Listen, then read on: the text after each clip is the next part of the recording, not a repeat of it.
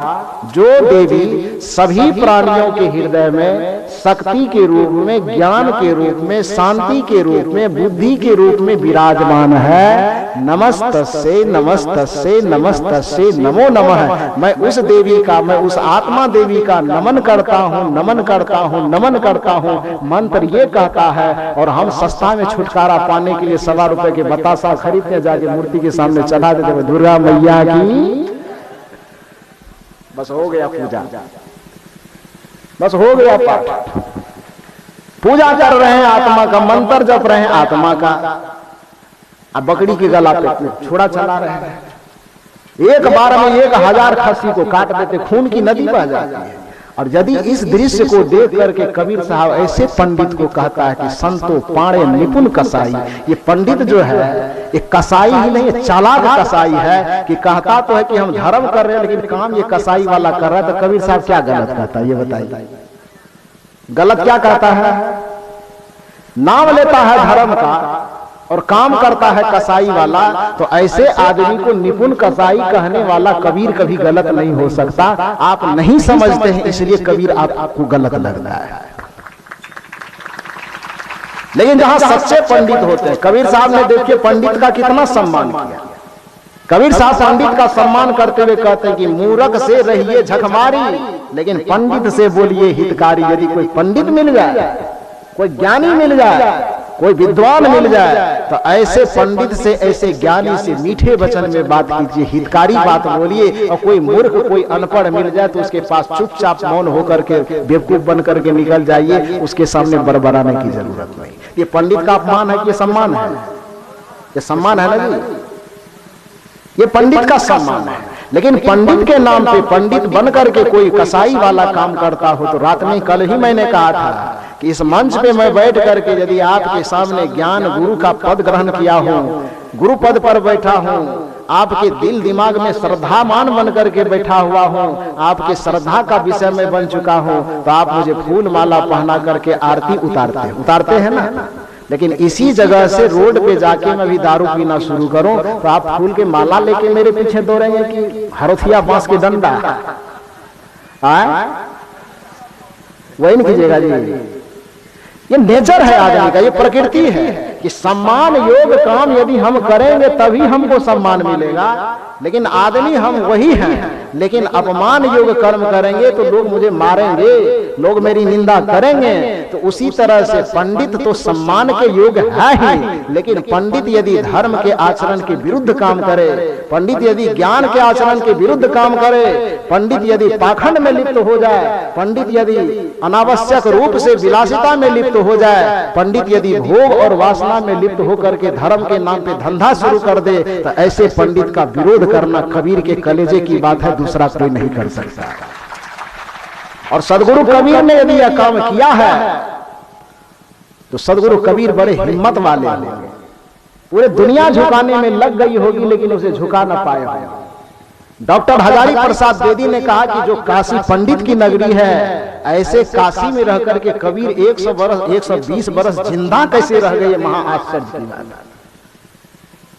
कबीर के गर्दन उसके सर पर 120 वर्ष तक झूलता कैसे रह गया, यह असंभव बात है। उसको कोई काटा क्यों नहीं? इतने तीखे तीखे प्रहार करते थे कि उसको कोई काट देता तो बात जचती, कोई उसको जला देता तो बातें जचती। लेकिन कबीर इतने जिंदा दिल इंसान थे, कबीर इतने महत्वपूर्ण इंसान थे, कबीर ज्ञान गुण की गरिमा से भरे हुए इतने महत्वपूर्ण इंसान थे कि पाखंड का, पंडित का विरोध वो कभी नहीं किए। पाखंड का विरोध उन्होंने किया, आडंबर का विरोध किया, अंधविश्वास का विरोध किया, बाह्याडंबर का विरोध किया। तो कहने का ये अर्थ है कि भीतर में जो वो सत्ता बैठा हुआ है, सब ने प्रकारांतर से जितने भी मंत्रवेता ऋषि हुए, सभी मंत्रों के माध्यम से उसी आत्मा पर ले जाकर के दृष्टि टिकाया है। रात में जब यहाँ से प्रवचन करके हम लोग उतरे, आदरणीय मनमोहन बाबू हमारे कमरे में गए, बैठे 1-1.5 घंटा लगभग बैठे। बातचीत के दरमियान में कुछ श्लोकों का उच्चारण किया। उसमें एक श्लोक मनमोहन बाबू के मुंह से निकली, भगवान शिव और माता पार्वती के बीच में संवाद हो रहा था। माता पार्वती पूछते हैं भगवान शंकर से कि हे भगवान, खास करके हिंदुस्तान में आपसे ज्यादा चेला तो किसी का नहीं होगा। एक तो बोल बम करने वाला ही भरमार था, ऊपर से इधर से शिव जी का चेला बनने के लिए लोग तैयार हो गया है, तो उसकी संख्या तो बहुत ज्यादा हो ही गई है और हो भी करेगा, क्योंकि मुर्गा खाओ कि मछली खाओ कि अंडा खाओ, केवल 3 बार मेरा नाम लो मुक्ति दे देंगे। साधारण टिकट मिल रहा है, जाने में तो किसी को परेशानी नहीं लगती है। तो माता पार्वती और भगवान शंकर बैठे हुए। माता पार्वती भगवान शंकर से पूछते हैं कि खास करके हिंदुस्तान में आपके मानने वालों की संख्या इतनी ज्यादा है कि यदि गिनती कर ली जाए तो सब पीछे हो जाएंगे, आप सबसे आगे निकल जाइए।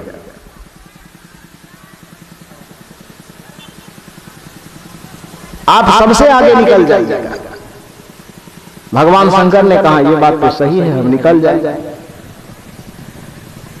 माता पार्वती ने कहा कि जब इतने भक्त आपके हैं तो सबको आप मुक्त क्यों नहीं कर देते, मुक्ति दे दीजिए। सब लोग आपके नाम का जय जयकार करते, बोल बम करता है, सब जागो महादेव नमः शिवाय करता है, इतने प्रकार से नाम लेता है तो सबको मुक्ति क्यों नहीं दे देते।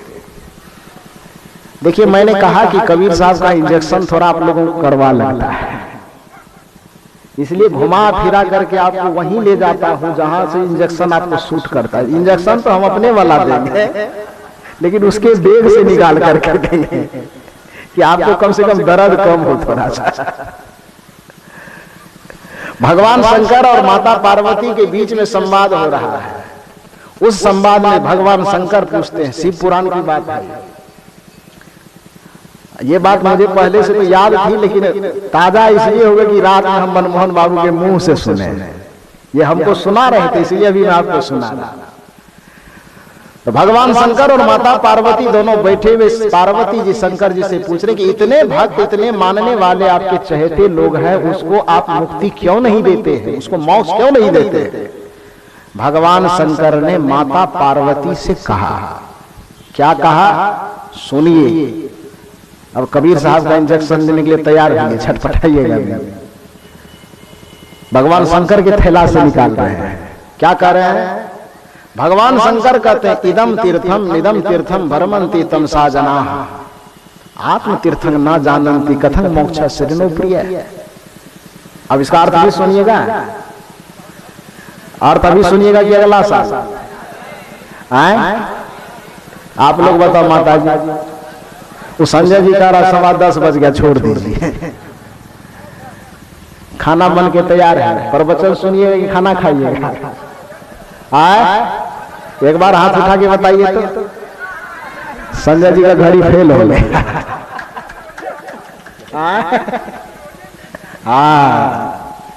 कि हमारा प्रवचन छोड़वा के भोजन खिलाएगा, इतना सस्ता लगता है। तो मैं कह रहा था कि भगवान शंकर कहते हैं कि इदम तीर्थम निदम तीर्थम, अर्थ जानिए, डिक्शनरी लेके बैठिए आप लोग। टुटपुंजिया बाबा जी के पास नहीं बैठे हुए। कल ही मैंने कहा था कि कबीर शेर है धर्म जगत का, और शेर का बच्चा हमेशा शेर होता है, शेर का बच्चा कभी गीदड़ नहीं होता है। इसलिए यदि आपको डाउट लगता हो, संदेह होता है, तो कॉपी कलम और डिक्शनरी सब पास में लेके बैठिए। आपको बताता हूं निर्देश क्या है। इदम तीर्थम निदम तीर्थम भरमन्ते तमसा जनाः। अर्थ होता है, भगवान शंकर ने कहा, धू पार्वती क्या किसकी बात कर रहे हो, बोल बम करने वाला तो मेरा कान खराब कर दिया है सुनाते सुनाते। भगवान शंकर ने कहा, तुम जानती नहीं हो, ये ज्ञानी लोगों का काम नहीं है, ये बुद्धिमान लोगों का काम नहीं। कहा भगवान शंकर का वचन है शिव पुराण में कि इदम तीर्थम निदम तीर्थम भरमन्ते तमसा जनाः। यहाँ तीर्थ है, वहां तीर्थ है, ऐसा करके जो भटकते रहता है वो तमसा जना मन अज्ञानी आदमी, तम से भरा हुआ आदमी। तम मन अज्ञान, तम मतलब अंधकार, तम मतलब बुराई। भगवान शंकर कहते हैं इदम तीर्थम निदम तीर्थम भरमन्ते तमसा जनाः। यहाँ तीर्थ है, वहां तीर्थ है, यह कह करके जो दिन रात भटकते रहता है वो अज्ञानी आदमी है, मूर्ख आदमी, तमसा जनाः, तम से भरा हुआ आदमी है। आज पूरे दुनिया का तीर्थ कर ले, लेकिन आत्म तीर्थंग न जानती कसंग मोसनो प्रिय, कि पूरे दुनिया के तीर्थों के चक्कर में पड़े रह जाता है और आत्म तीर्थ को नहीं जानता है। तो हे पार्वती, भला बताओ उसको मैं मुक्ति कैसे दे सकता हूं? इंजेक्शन कैसा लगा? दर्द किया? तो शंकर जी के झोला से निकाले थे सीधे। भगवान शंकर कहते हैं कि जो यहां वहां तीर्थ के नाम पर भटकते रहता है और कभी गुरु के शरण में आकर के ध्यान साधना की युक्ति लेकर के आत्म रूपी तीर्थ को नहीं समझता है, भला बताओ पार्वती, मैं उसको मुक्ति कैसे दे सकता हूं? मैं उसको मोक्ष कैसे दे सकता हूं? मैं उसका कल्याण कैसे कर सकता हूं? तो मैंने अभी आपको यही बताया कि चाहे राम के अनुसार आइए तो भी उसी जगह पहुंचिएगा, चाहे कृष्ण के तरफ से आइए तो भी उसी जगह पहुंचिएगा, चाहे दुर्गा के तरफ से आइए तो भी उसी जगह पहुंचिएगा, चाहे कबीर साहब तो सीधे बताओ तो घूमने की जरूरत नहीं है, कबीर साहब का तो रास्ता सीधा है और दूसरा आदमी वह पहुंचाता वही है, लेकिन 16 लीटर पेट्रोल जला करके पहुंचाता है। कबीर साहब कहते हैं कि हम तुमको 10 टका में पहुंचा देंगे, और लोग कहते हैं नहीं 100 रुपया लगेगा क्योंकि 25 किलोमीटर घूम करके आना पड़ता है। इस सब लोग वही कहते हैं आत्मा मूल चीज है, उस आत्मा को आप राम कहिए कोई हर्ज नहीं है, शिव कहिए कोई दिक्कत नहीं, ब्रह्म कहिए, कृष्ण कहिए, बुद्ध कहिए, कबीर कहिए, सतनाम कहिए, सदगुरु कहिए, जो आपके मन में आता है उस शाश्वत सत्ता का नाम आप वो धर दीजिए। जैसे मैंने कहा कि सूर्य को मैं सूर्य कह दूं वही रहेगा, सन कह दूं वही रहेगा, रवि कह दूं वही रहेगा, दिवाकर कह दूं वही रहेगा, भानु कह दूं वही रहेगा, कि अलग हो जाएगा? नहीं होगा। एक ही सूर्य के जैसे अनेकों नाम हैं, उसी तरह से भीतर में बैठे हुए उस परम सत्ता परमात्मा चेतन आत्मा राम का नाम 1,00,000 हो सकता है, लेकिन मौलिक सत्ता जो है उस आत्मा को आत्मा ही कहा जाएगा। इसलिए किसी में भेद करने की जरूरत नहीं है। बस जो भी जिस मत पंथ से जुड़े हुए हैं उसका काम आत्मा परमात्मा में भेद करना नहीं है, उसका काम सिर्फ इतना है कि अपने मन को शांत करके अपने जीवन को सहज सरल और अनुशासन प्रिय बना करके मन के एक एक विकारों को देखिए और एक एक विकार को जीवन से निकाल करके फेंकने की कोशिश कीजिए। जिस दिन आपके मन का समस्त विकार खत्म होगा, कबीर की भाषा में कहें तो जिस दिन आपका मन निर्मल होगा, राम की भाषा में कहें तो जिस दिन आपका मन निर्मल होगा, उस दिन परमात्मा दौरे दौरे आपके दरवाजे को खटखटाने के लिए आएगा कि मैं आ गया हूं, तुम मुझे कहां खोज रहे हो, मोह को कहां ढूंढे बंदे, मैं तो तेरे पास में दरवाजा पे खड़ा हो, तुम कहां ढूंढ रहा? दरवाजा पे वो खड़ा है, आएंगे खटखटाने के लिए, मैं तुम्हारे पास आ गया, मोह को कहां ढूंढे बंदे। देखिए कबीर साहब क्या लाजवाब महापुरुष थे। एक एक जगह पर ऐसे ऐसे चोटीले बानी कहे हैं कि आदमी को एकदम लगता है कि बात अभी तुरंत ताजा ताजा फैक्ट्री से निकाल करके बात है। मोह को कहां ढूंढे बंदे, मैं तो तेरे पास में, नाम है मंदिर नाम है मस्जिद, न कावे कैलाश में, नाम है तीरथ, नाम है मूरत, नाम है व्रत, उपास में खोजी होए तुरंत मिल जाऊं, पल भर की तलाश में, पल भर की तलाश में वो परमात्मा आपके करीब है, उसे पाइए। तो ये ईश्वर का विरोध नहीं है, ये परमात्मा का विरोध नहीं है। यहाँ दुर्गा को नकारा नहीं जा रहा है, बल्कि असली दुर्गा की पूजा करने का तरीका बताया जा रहा है। यहाँ शिव को नकारा नहीं जा रहा है, बल्कि असली शिव की असली पूजा कैसे हो सकती है ये बताया जा रहा है। यहाँ राम को, कबीर साहब ने कभी राम को नकारा नहीं। कबीर साहब तो राम के जितने बड़े पुजारी कबीर साहब है, उतने बड़े राम के पुजारी शायद इस धरती पे कोई हो। कबीर साहब राम को नकारा नहीं, लेकिन कबीर साहब असली राम के को छोड़ करके नकली राम के चक्कर में फंसने वाले को बड़ा लताड़ा है कि दशरथ सुत तिहु लोक ही जाना, राम नाम का मर्म है। राम नाम का जो मर्म है, राम नाम का जो भाव है, वो तो रास्ता अलग है, लेकिन लोग अयोध्यापति राम में ही उलझ करके रह गए और असली राम जो था वो भूल गए। ऐसा थोड़े है कि धरती पर केवल राम ही राम हुए हैं, नहीं जी। दशरथ के पुत्र राम के आने से पहले ही राम नाम इस पूरे सृष्टि में इतना ज्यादा विख्यात था कि राम से तो पहले उसके सामने में, परशुराम राम से पहले हुआ कि बाद में?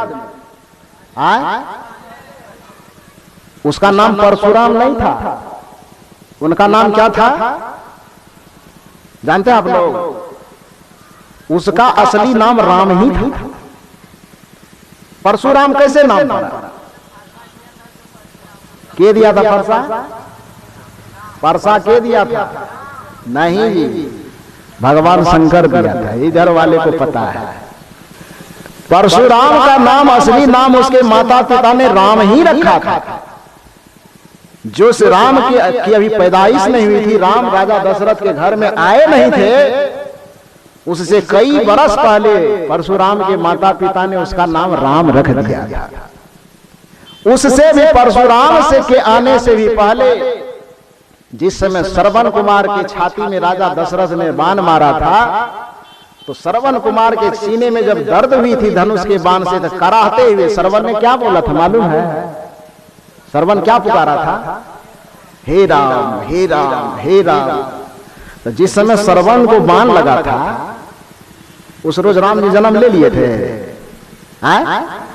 तो श्रवण कुमार राम राम कौन जप रहा था? जब बताएंगे तो आप कहिएगा कबीरपंथी तो राम को मानवे नहीं करता है। आप ही मानते हैं।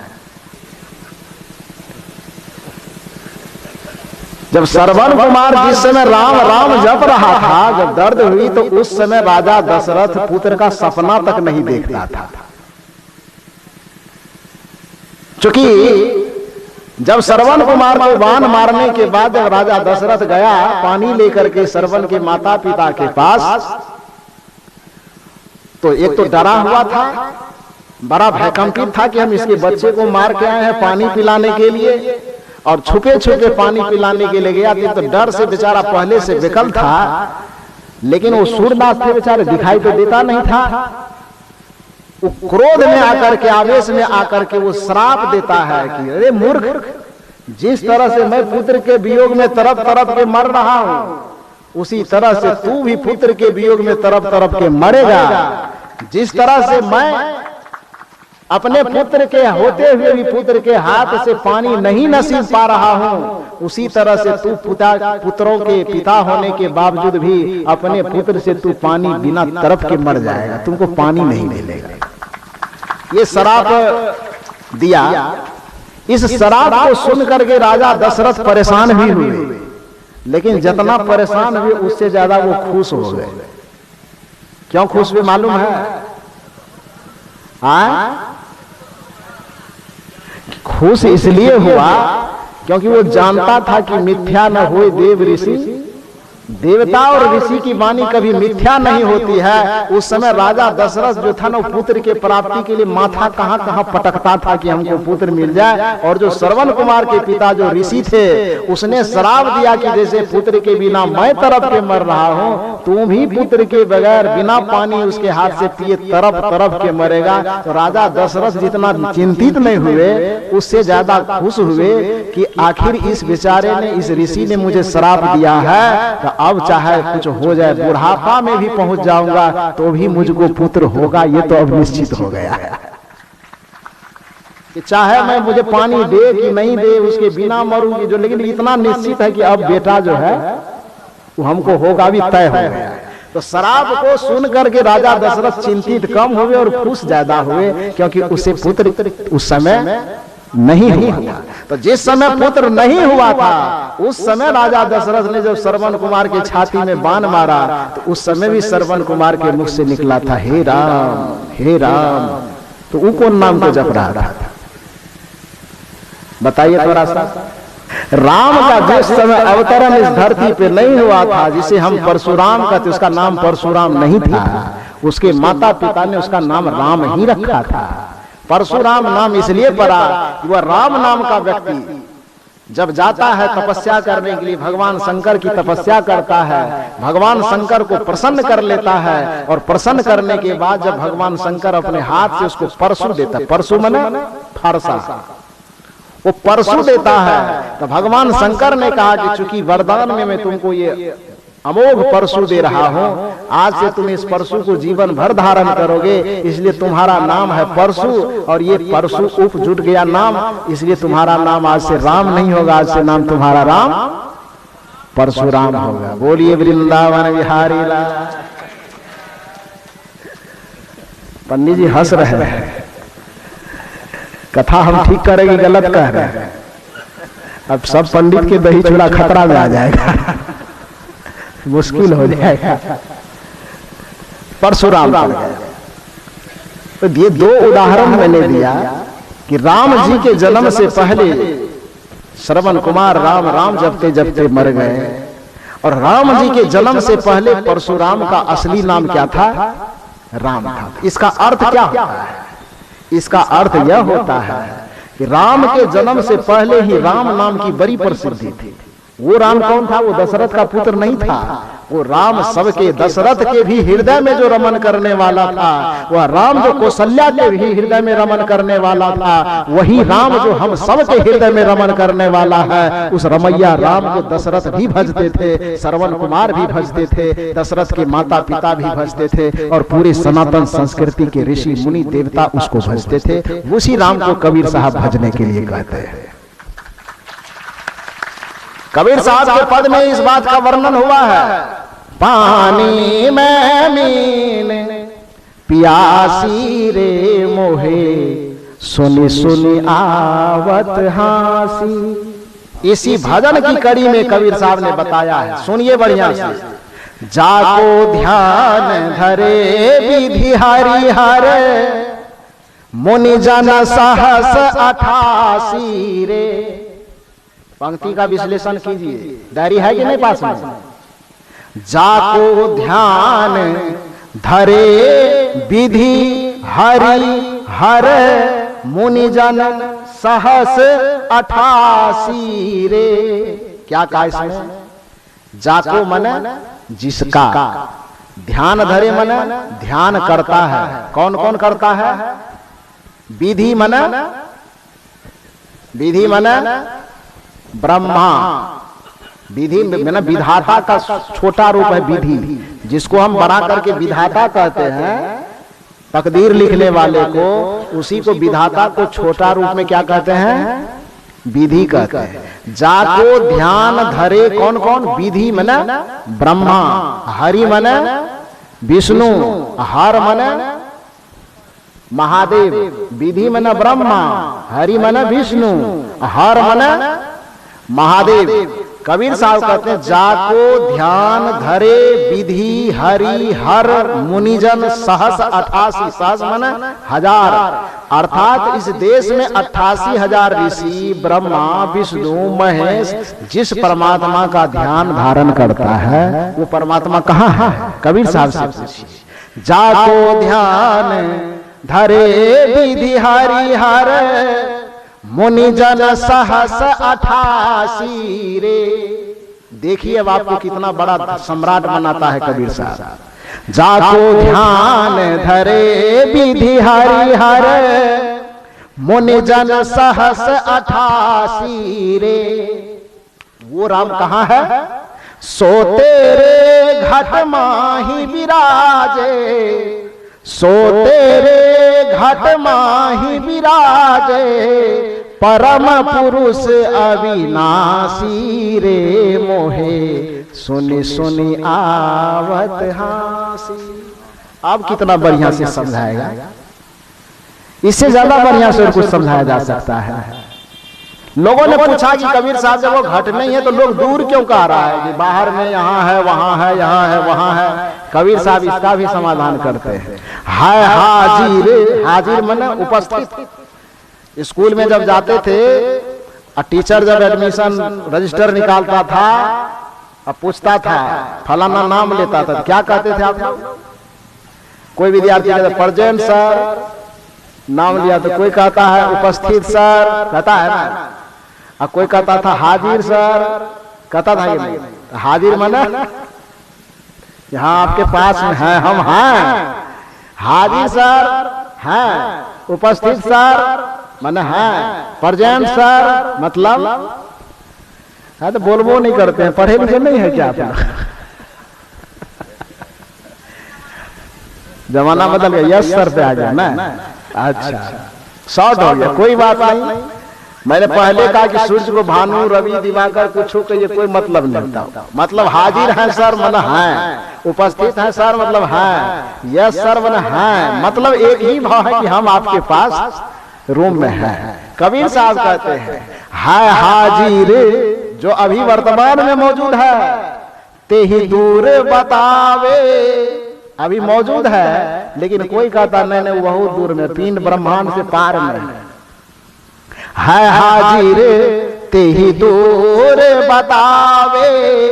दूर की बात निराशी रे, दूर की बात निराशा देने वाली है। मिलेगा कि नहीं मिलेगा, हाँ होगा कि ना होगा, कौन जानता है हाजिर ते ही दूर बतावे। दूर की बात निराशी रे, लेकिन कहा ही कबीर सुनो भाई साधो, गुरु बिन भरम न जासी रे।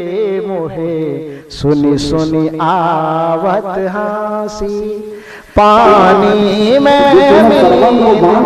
प्यासी रे। सुनी सुनी आवत।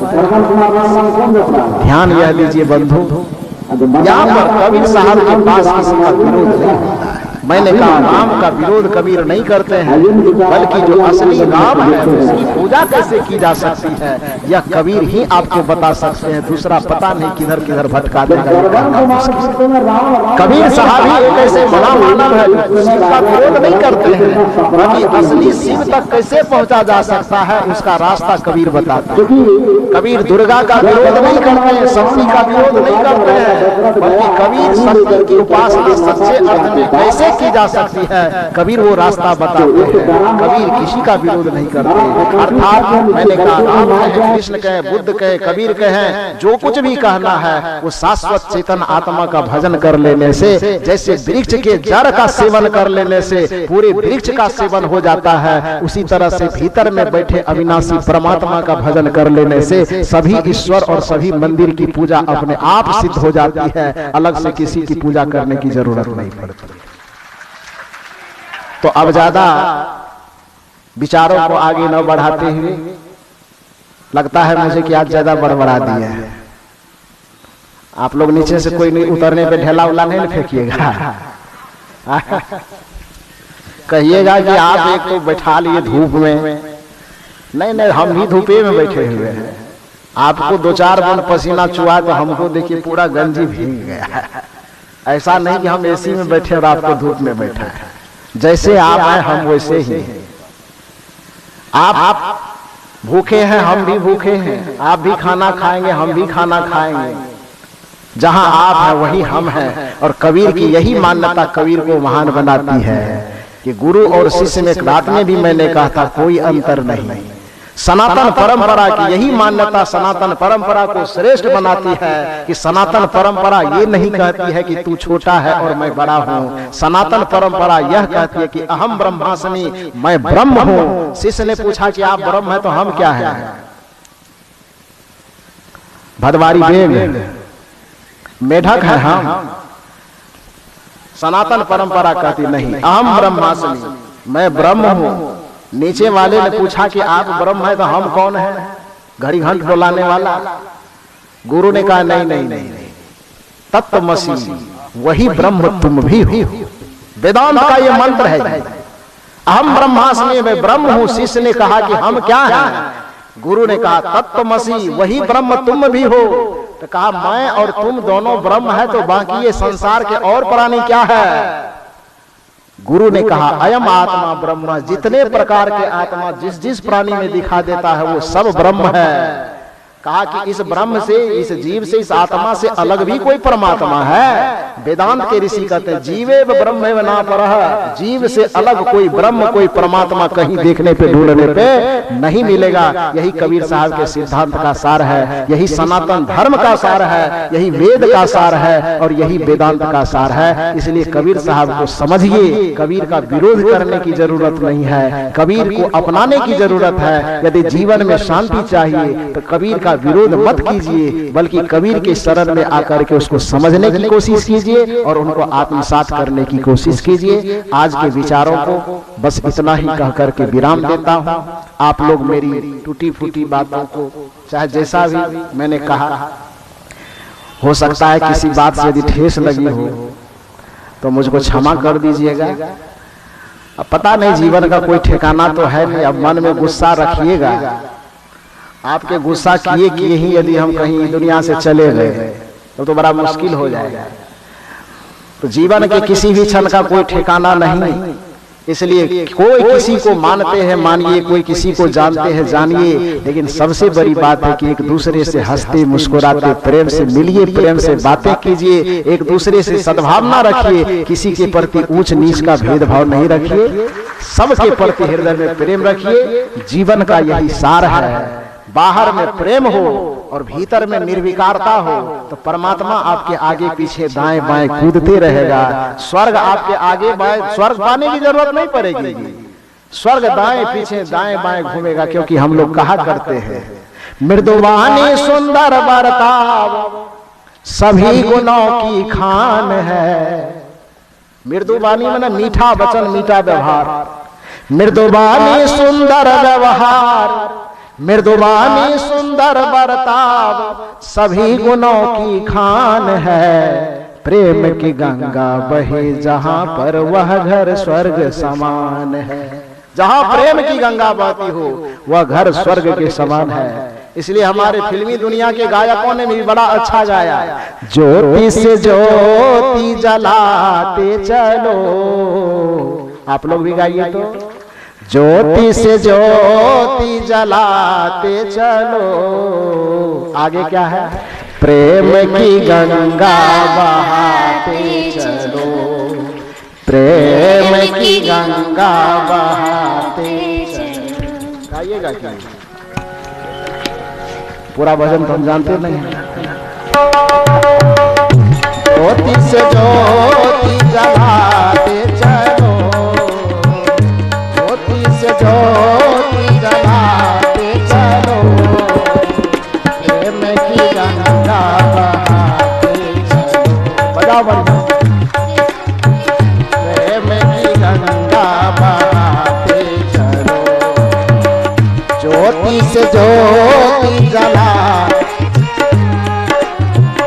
ज्योति से ज्योति जलाते चलो, प्रेम की गंगा बहाते चलो, प्रेम की गंगा बहाते चलो। राह में आए जो दीन दुखी, राह में आए जो दीन दुखी, सबको गले से लगाते चलो, सबको गले से लगाते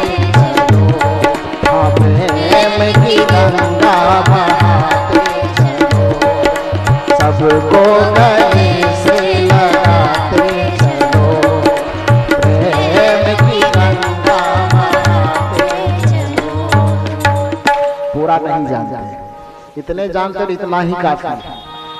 प्रेम की ज्योति जल जाए और राह में जो दीन दुखी लाचार विवश मिले सबको हृदय से गले से अपनाते चलिए। इससे बड़ी ईश्वर की पूजा इस संसार में और कुछ नहीं हो सकती। अब अंत में जाते जाते एक भजन तो बनता है, गुरुवर तेरी कृपा से सब काम हो रहा है, गुरुवर तेरी कृपा से सब काम हो रहा है, गुरुवर तेरी कृपा से सब काम हो रहा है, गुरुवर तेरी कृपा से सब काम हो रहा है, सब आप कर रहे हैं, मेरा काम हो रहा है, सब आप कर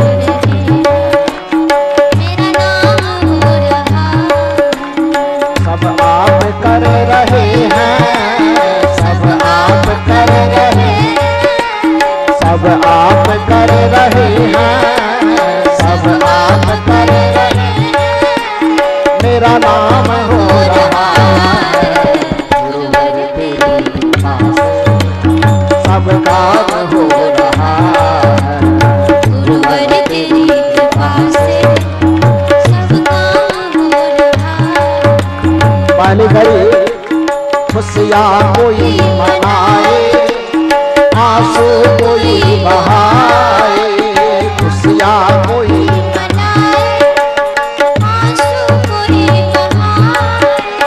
खुशियाँ कोई मनाए, आंसू कोई बहाए, खुशियाँ कोई मनाए,